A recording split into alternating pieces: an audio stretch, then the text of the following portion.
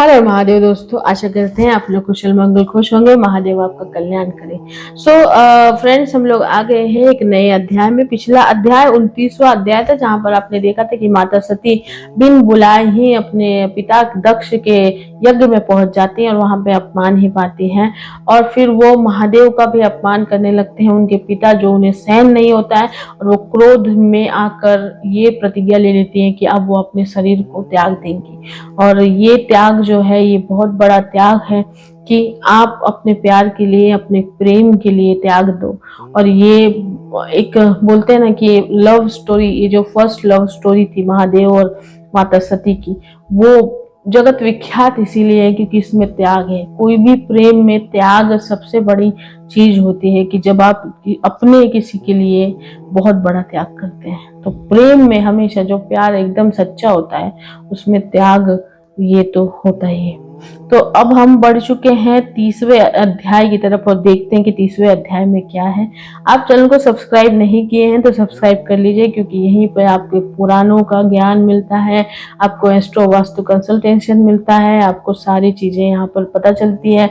अध्यात्म मोक्ष सबसे रिलेटेड हम लोग यहाँ पर वीडियोस बनाते हैं। चलिए आगे बढ़ते हैं और आप चैनल को सब्सक्राइब कर लीजिए। तो शुरू करते हैं हम पाठ करना और आप श्रवण करना। और याद रखिए, श्रवण में ही मोक्ष है, तो श्रवण जरूर करते रहिए। एंड चलिए शुरू करते हैं। हर हर महादेव। शिव महापुराण रुद्र संहिता सती खंड का 30वां अध्याय है। दक्ष यज्ञ में सती का योगानिक से अपने शरीर को भस्म कर देना, भृगु द्वारा यज्ञ कुंड से ऋभुओं को प्रकट करना, ऋभुओं और शंकर के गणों का युद्ध होना, भयभीत गणों का पलायन होना। नारद जी बोले, हे विदे, जब दक्ष को संबोधित कर शिव प्रिया सती ने मौन धारण कर लिया, तब वहां क्या चरित्र हुआ, मुझे उससे आदर पूर्वक कहिए।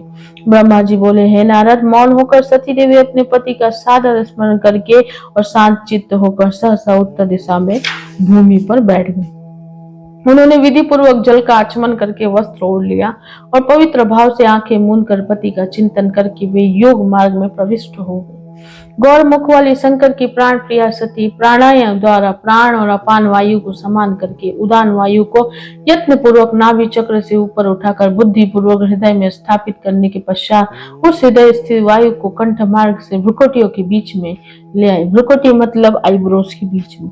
इस प्रकार दक्ष पर कुपित हो सहसा अपने शरीर को त्यागने की इच्छा से सती ने योग मार्ग से शरीर के दग्ध हो जाने पर पवित्र वायुमय रूप धारण किया। तदनंतर अपने पति के चरण का चिंतन करते हुए सती ने अन्य सब वस्तुओं का ध्यान भुला दिया। उनका चित्त योग मार्ग में स्थित हो गया था, इसीलिए वहां उन्हें पति के चरणों के अतिरिक्त और कुछ दिखाई नहीं दे रहा था। हे मुनि श्रेष्ठ, उनका निष्पाप शरीर यज्ञाग्नि में गिरा और उनकी इच्छा के अनुसार अग्नि से जलकर उसी क्षण भस्म हो गया।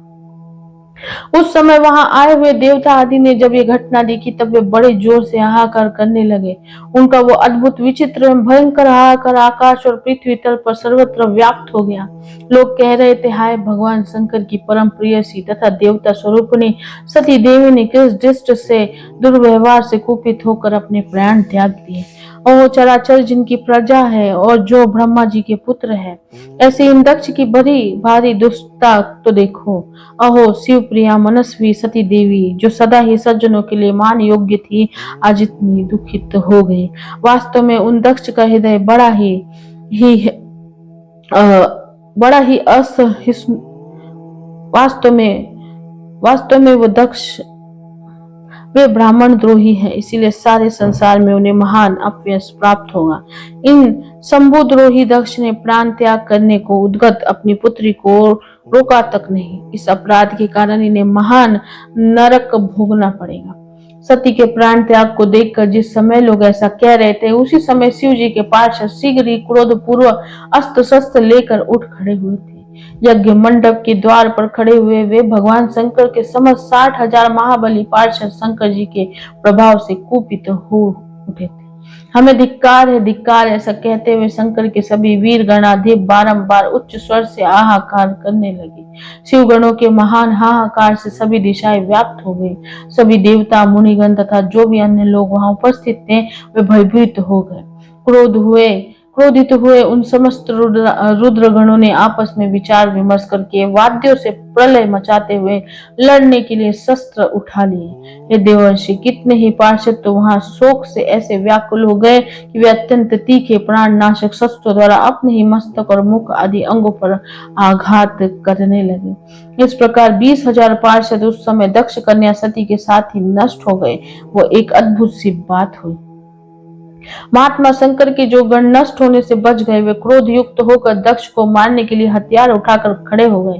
हे मुने, आक्रमणकारी उन पार्षदों का वेग देखकर भगवान भृगु ने यज्ञ में विघ्न डालने वालों का नाश करने वाला अपहता असुर राक्षसी वेदिशद इस यजुन मंत्र से दक्षिणाग्नि में आहुति दी। भृगु की आहुति देते ही यज्ञ कुंड से ऋभु नामक हजारों महान देवता जो बड़े प्रबल वीर थे वहां प्रकट हो गए। हे मुनीश्वर, हाथ में जलती हुई लकड़ियों को आयुध के रूप में धारण करने वाले उन सभी के साथ प्रथम गणों का अत्यंत विकट युद्ध हुआ, जो सुनने वाले भी रोंगटे खड़े कर देने वाला था। उन ब्रह्मा तेज से संपन्न महावीर भुवों के द्वारा सभी ओर से मारे जाते हुए प्रथम गण बिना अधिक प्रयास के ही भाग खड़े हुए। इस प्रकार उन देवताओं ने उन शिव गणों को तुरंत मार भगाया। यह अद्भुत सी घटना भगवान शिव की इच्छा रूपी महाशक्ति से ही हुई थी। उसे देखकर ऋषि इंद्र आदि देवता, मरुदगण, विषेद देव, दोनों अश्विनी कुमार लोकपाल चुप ही रहे। कुछ लोग सब ओर से वहां भगवान विष्णु से प्रार्थना करते थे और उद्गीन हो बारंबार विघ्न निवारण के लिए आपस में मंत्र करने लगे।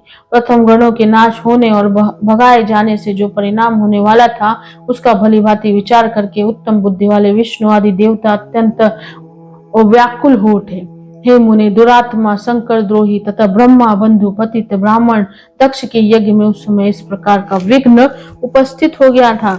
इस प्रकार से शिव महापुराण के अंतर्गत द्वितीय रुद्र संहिता के द्वितीय सती खंड में सती के उखान्य में सती का देह त्याग और उपद्रव वर्णन नामक 30वां अध्याय पूर्ण हुआ। हर हर महादेव। फ्रेंड, ये 30वां अध्याय था जिसमें आपने देखा कि माता सती जैसे ही अपने प्राण त्यागती हैं, वहां पर जो उपस्थित गण होते हैं, जो ऋषि आए होते हैं, 20,000 ऋषियों ने उसी वक्त अपने भी प्राण त्याग दिए। तो ये बहुत बड़ी घटना थी। और जैसे ही माता सती प्राण त्यागती है, बाकी सब व्याकुल हो जाते हैं। और इसीलिए फिर जो दक्ष हैं, उनके जो ऋषि है, ऋषि भृगु ने एक उत्पन्न किया, एक सेना उत्पन्न की जो गणों को मार सके और विघ्न ना डाले यज्ञ में। उन्हें कोई मतलब नहीं था कि माता सती ने अग्नि में अपना देह त्याग दिया है सब कुछ, क्योंकि वो अहंकार में ही जी रहे थे। दक्ष जो थे अभी तक ईगो में थे, उन्हें अपने पुत्री के मरने का कोई अफसोस नहीं था, बल्कि उन्हें ये अहंकार था कि हाँ, मेरा यज्ञ नहीं रुकना चाहिए, चाहे कुछ भी हो जाए। और वो इतने बोलते हैं ना कि अहंकार वश आपकी बुद्धि भ्रष्ट हो जाती है। तो आप ये सोच ही नहीं पाते हो कि इसके बाद क्या परिणाम होने वाला है, क्योंकि वहां पे विष्णु भी थे और ब्रह्मा थे। वो समझ चुके थे कि अब इसके बाद विनाश होने वाला है, अब क्या होने वाला है, महादेव क्या करेंगे, ये उन्हें पता था कि अब क्या होने वाला है। लेकिन ये उस समय दक्ष को पता ही नहीं चल रहा था, क्योंकि वो ईगो में इतना, इसीलिए बोलते हैं ना, इंसान ईगो में और अहंकार में आके इतना पागल और बुद्धिहीन हो जाता है कि उसे समझ में नहीं आता कि इसका परिणाम क्या होने वाला है, और आगे चल के उसका विनाश ही होता है। तो यही ये कथा दर्शाता है। अब हम आगे बढ़ेंगे और अगले अध्याय में अगले एपिसोड भी देखेंगे कि आगे क्या हुआ। ये कहानी बहुत इंटरेस्टिंग चलती चली आ रही है, तो इसका श्रवण जरूर करिएगा। ये सिर्फ एक स्टोरी नहीं है, वही पुराण है। और ये जब आप पढ़ते हैं, जब श्रवण करते हैं, तो लिटरली आपको ये फील होता है कि कैसा वातावरण होगा उस वक्त, क्या हुआ होगा उस वक्त। अब देखना यह है कि आगे क्या होता है। तो आप हमें कमेंट जरूर करिए, लाइक शेयर सब्सक्राइब करिए। सब्सक्राइब किए बिना जाइए मत और श्रवण करते रहिए। मिलेंगे अगले एपिसोड में। हर हर महादेव। अपना बहुत बहुत ख्याल।